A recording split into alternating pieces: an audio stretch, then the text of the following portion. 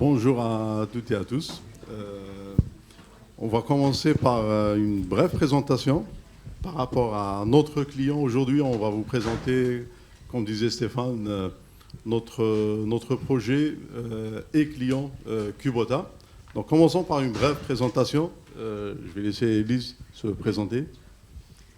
Oui, bonjour tout le monde. Je m'appelle Liz Miller. Je suis la responsable e-commerce chez Kubota.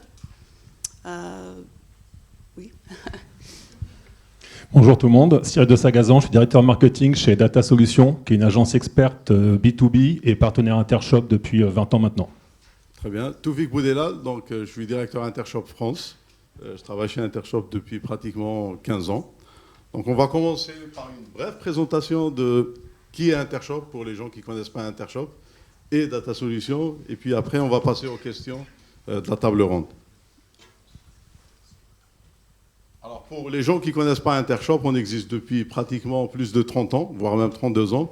On est plus de 400 personnes aujourd'hui, présents en Europe, aux US et en Asie, principalement pour les gens qui ne connaissent pas aussi, comme je disais, Intershop. Donc ça, c'est quelques références, surtout pour parler pour les gens qui sont dans l'industrie.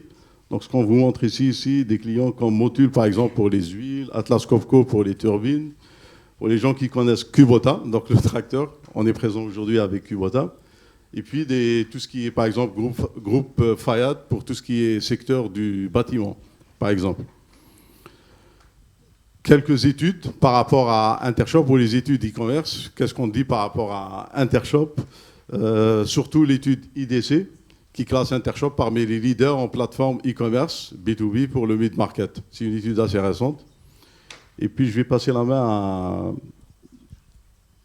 notre partenaire Data Solutions. Oui, donc, rapidement, l'objectif, c'est de parler de notre projet Data Solutions, une agence digitale présente depuis plus de 20 ans. On a une présence partout en France et une offre complète, donc historiquement autour du e-commerce, mais également du PIM et de tout l'accompagnement. Donc, on souhaite accompagner nos clients autour des plateformes, mais également jusqu'à tout ce qui va être UX, UI, marketing digital. Voilà. Vous pouvez aller sur datasolutions.fr pour en savoir plus, bien évidemment. Parce que je pense que le plus important, ce que vous attendez tous, c'est qu'on parle un peu de ce qu'on a fait ensemble avec Kubota. Donc, Toufik, je vais te laisser reprendre la main. Très bien, merci Cyril. On va commencer par rapport à Kubota, comme on disait. Comme je disais au début, c'est un projet autour du e-commerce, B2B, B2B2C. Et la question qu'on posait à Lise, en fait, principalement, c'est surtout, c'est quoi ce changement chez Kubota, ou plutôt, pourquoi Kubota a envisagé un projet e-commerce en 2022, je dirais. Ouais.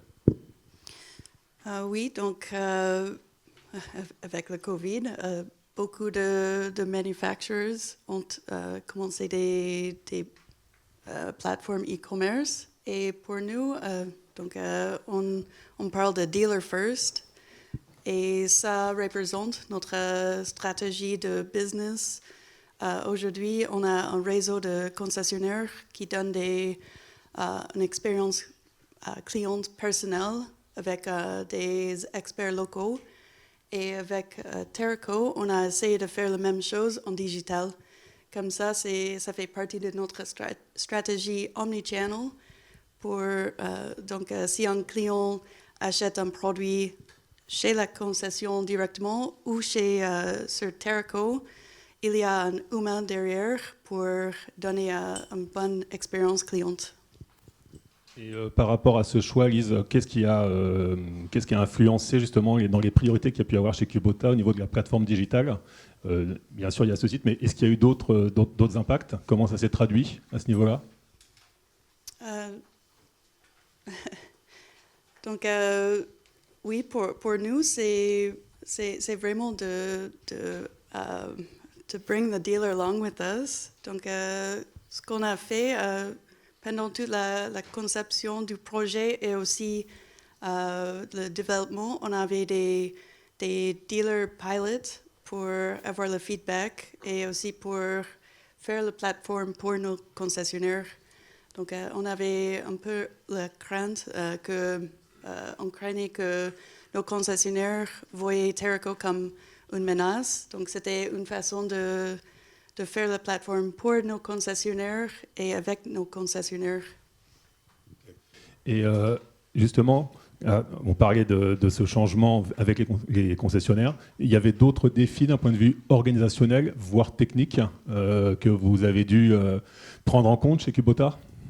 Oui, donc techniquement, d'abord, on avait plusieurs entreprises dans Kubota Group et pour intégrer d'un point de vue technique, ça nous a pris beaucoup de temps et je pense que Cyril, vous avez beaucoup plus d'informations sur ça. Et d'un point de vue organisationnel et aussi business, on voit Terraco et pas Kubota Parts Online ou Kverneland Parts Online.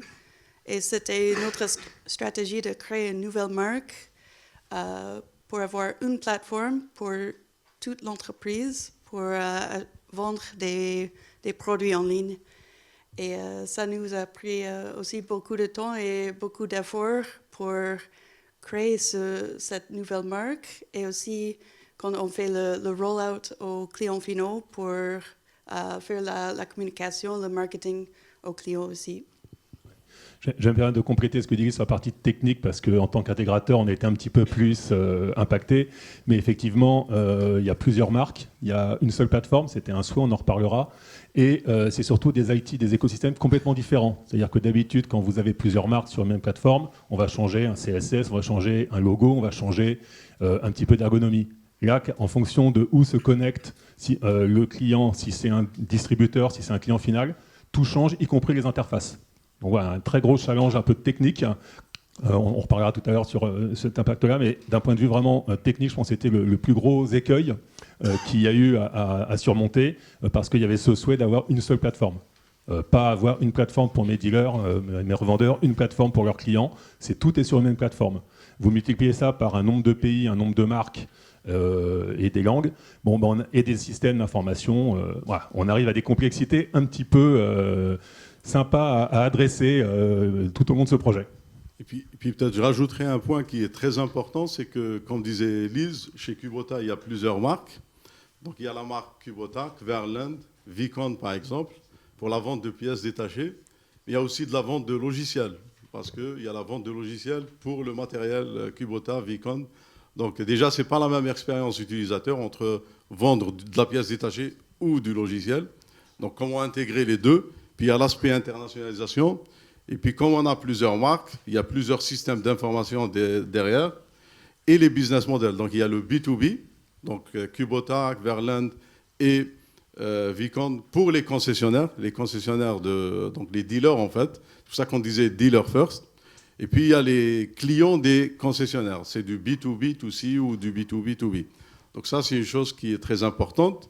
Et puis au-dessous de cela, il y a plusieurs typologies de clients, comme disait Lise. On le voit ici dans la vidéo. Il y a les agriculteurs, les entrepreneurs, les chantiers.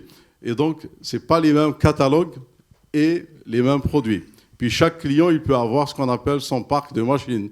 Et à partir du parc des engins ou des machines, on peut personnaliser les catalogues et puis les contrats et les prix des clients. Donc il y a toute cette complexité à intégrer dans le projet. Je vais prendre ta question alors, puisque un petit peu. L'idée, c'est de savoir justement, tu parlais beaucoup, Lise, de la partie partenaire, vous les avez intégrés, les revendeurs. Comment vous les valorisez via cet outil? Comment vous les mettez en avant, justement, pour qu'ils ne considèrent pas la plateforme comme un concurrent, un canal concurrent? Oui, donc on a essayé de vraiment refléter le business actuel, le business concret. Donc, on a conçu la plateforme avec une flexibilité de refléter nos concessionnaires parce qu'on a un réseau très varié. Donc, tous les paramètres, ce sont les concessionnaires qui font les paramètres pour les livraisons, les prix, les promotions, les stocks, etc. Donc, c'est les concessionnaires qui fait le setup. Et l'autre chose, ce n'est pas obligatoire pour nos concessionnaires de vendre en ligne.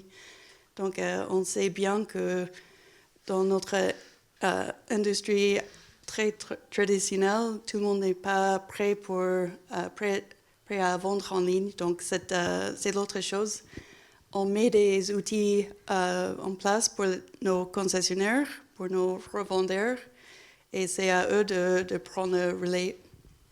Et justement, ces outils, qu'est-ce qu'un concessionnaire va avoir comme outils qui sont proposés sur la plateforme, lui en tant que concessionnaire, mais également pour son client final? Tu peux nous en dire un petit peu plus sur ces services? Oui, donc en plus de tous les paramètres, on a tout notre catalogue des pièces détachées avec des vues d'éclater. Donc si on cherche une pièce, on peut trouver par modèle. On peut aussi sauvegarder les modèles dans le profil du client ou de concessionnaire. Et on a aussi un outil Visual Recognition pour prendre en photo une pièce et trouver sur le site Terraco. Et aussi, comme Terraco, c'est une nouvelle marque, on a donné un pack marketing aux concessionnaires pour promouvoir Terraco sur leurs réseaux sociaux, leurs sites internet ou même dans la concession même. Peut-être je rajouterai un point par rapport à ça aussi, parce qu'on parlait de complexité aussi, c'est l'intégration avec ce qu'on appelle parce que chaque dealer, puisqu'on parle de B2B aussi, chaque dealer aussi, il a son propre système d'information. Son DMS, Dealer Management System, c'est comme un petit ERP en fait, pour gérer le stock, gérer ses propres clients. Donc ça aussi, c'est une complexité au nombre de dealers qui existent sur les pays en Europe. Donc il faut s'intégrer aussi avec les différents ERP des dealers pour pouvoir éviter en fait la double saisie des commandes. Donc les commandes tombent directement chez les dealers. Puisqu'on voit ici par exemple, ce que disait Elise par rapport à la vue éclatée, c'est que quand un client il se connecte sur la plateforme, ben, il va choisir ses dealers préférés ou son concessionnaire préféré. Et à partir de là, quand il cherche les produits, il voit le stock du concessionnaire local. Ça, c'est quelque chose de très important. Et puis derrière, ben, quand il va commander sa pièce, ben, elle va arriver soit via Kubota, le siège, ou via le concessionnaire local présent. Donc la question qui est plutôt après, c'est par rapport au projet. On parle du projet Kubota vers l'Inde. Donc la question, c'était surtout qu'est-ce que vous avez appris, ou plutôt quelle est l'approche projet que vous avez réalisé pour le projet Kubota. Donc je pense qu'on a appris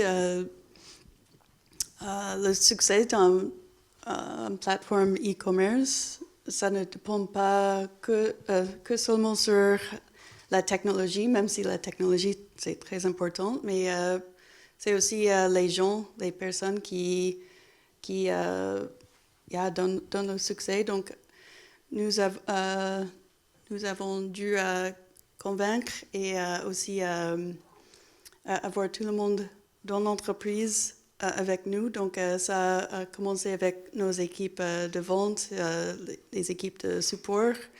Donc de leur informer pourquoi on fait ce projet, pourquoi on fait la digitalisation et qu'est-ce que ça veut dire pour Kubota à l'avenir. Et ça nous a aidé à convaincre nos concessionnaires, puis les clients finaux. Et aussi pour l'organisation, donc on a ces deux partenaires, mais le troisième partenaire qui n'est pas sur le stage, c'est Redsen. Et avec Redsen, on avait beaucoup de support avec le project management, donc pour tout le change management et toutes les choses que nous avons fait pour mettre en place Terraco et avoir du succès pour Terraco. Et là, on vient de parler de l'organisation au sein de Kubota. Est-ce que tu peux nous dire, justement, c'est la partie qui va effectivement concerner le projet en lui-même avec les deux partenaires qui sont sur scène, donc Intershop et Data Solutions. Est-ce que tu peux nous faire un petit peu ton feedback sur comment ça s'est passé? C'est un projet un peu, on l'a bien vu, un peu complexe, ambitieux. Est-ce que tu peux nous donner ton feedback sur ce travail commun que nous avons fait tous ensemble par rapport à ça?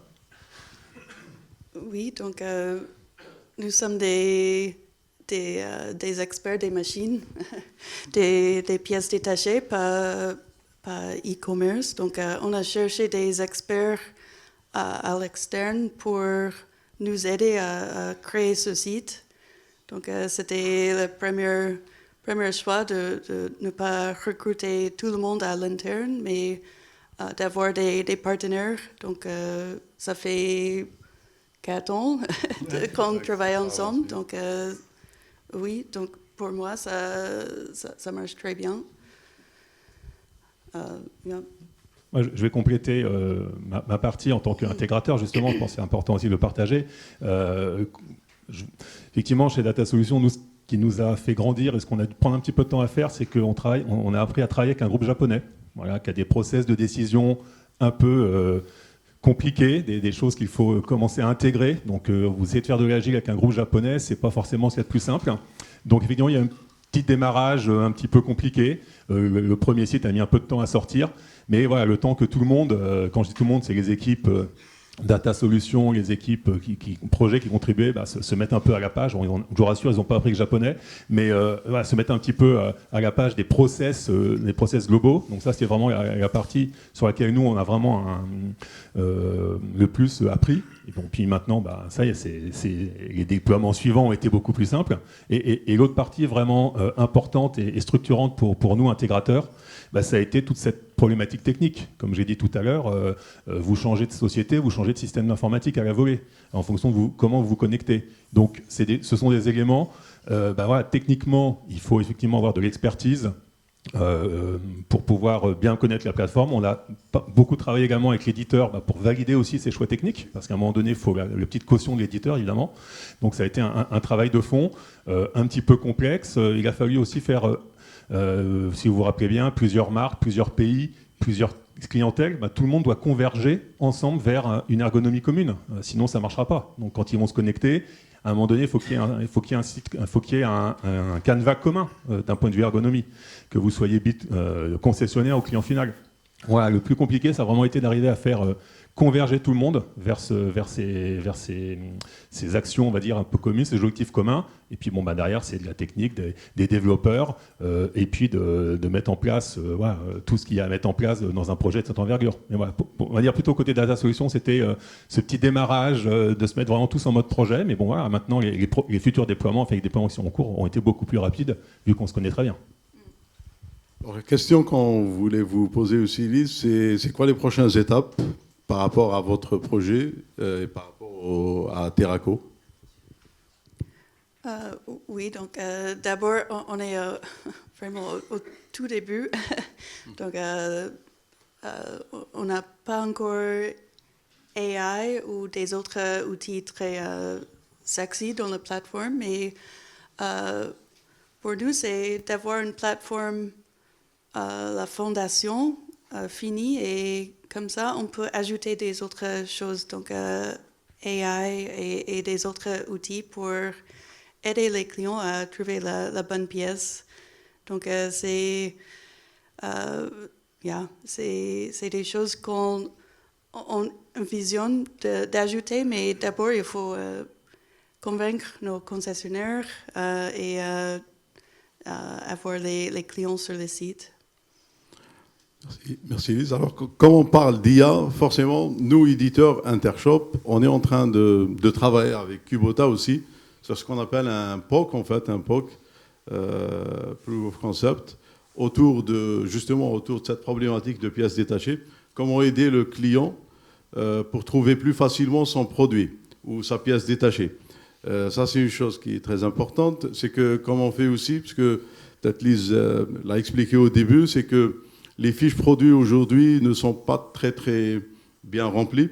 Donc, l'idée, c'est d'utiliser un agent IA qui va permettre d'aller chercher les informations dans les bases de données internes de Kubota pour pouvoir mieux enrichir les fiches produits, pour mieux enrichir aussi la classification, la catégorisation automatique des pièces. Parce qu'il faut savoir qu'au niveau des pièces détachées, ça peut aller jusqu'à 5-6 niveaux de catégorisation. Donc au lieu de descendre niveau par niveau, comment retrouver le produit plus facilement, directement, à partir d'une barre de recherche. Donc c'est pour ça que Intershop, depuis quelques années déjà, on a commencé à partir sur une approche, ce qu'on appelle multi-agent, dans le e-commerce. Et donc on crée ce qu'on appelle des agents communicants, proactifs aussi. Ça, c'est quelque chose de très important. Et puis des agents pas que seulement pour les copilotes, pour les clients finaux, mais aussi des agents aussi pour les business users. Ça veut dire pour les utilisateurs internes. Comment aider un marketeur ou un e-commerçant pour pouvoir trouver ou identifier les opportunités à proposer pour ses clients. Quelles sont les promos les plus pertinentes. Ça aussi, c'est quelque chose d'important. Comment travailler une campagne marketing. Donc, on travaille aujourd'hui sur 2 fronts. Le côté front, je dirais, client, copilote, et tout ce qu'on peut proposer en termes d'agents. Et aussi, et surtout, côté back. Donc, ce qu'on vous montre ici, par exemple, c'est un agent en fait qui aide le e-commerçant pour mieux identifier les promos ou les produits à vendre pour les semaines suivantes. Je vais peut-être poser une question aussi à notre partenaire Data Solutions sur la partie IA. Juste pour conclure, parce que notre temps arrive. L'IA, forcément, nos clients nous en parlent. Nous, on les accompagne, que ce soit sur le paramétrage des solutions intégrées, telles celles d'Intershop, ou intégrer leurs propres solutions. Donc voilà, ça c'est forcément l'avis de tous les projets. On développe aussi des propres solutions chez nous qu'on propose aux clients. Donc Marie, j'espère qu'on aura l'occasion de s'en reparler prochainement quand Kubota aura avancé sur le sujet. Mais là-dessus, effectivement, c'est une grosse demande.